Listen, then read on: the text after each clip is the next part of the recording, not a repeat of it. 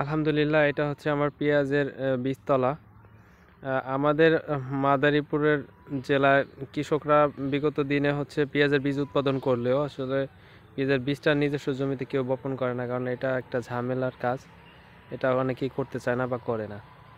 তো আমি যে পদ্ধতিতে পেঁয়াজের বীজতলায় বীজ ফালাইছি, এবছর অবশ্য বৃষ্টির কারণে একটু নাবি হয়ে যাইতেছিল, তো যার কারণে ফরিদ ফরিদপুর অঞ্চলে হচ্ছে তারা বীজ ফালাইছে, এবং পাবনার অঞ্চলে হচ্ছে এই পদ্ধতিতে ফালায়।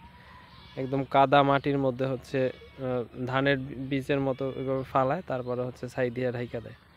তো আলহামদুলিল্লাহ সাহস সঞ্চয় করে হচ্ছে এই পদ্ধতিতে করছি। এখন আলহামদুলিল্লাহ আজকে বীজের 4 দিনের মতো বয়স হয়েছে।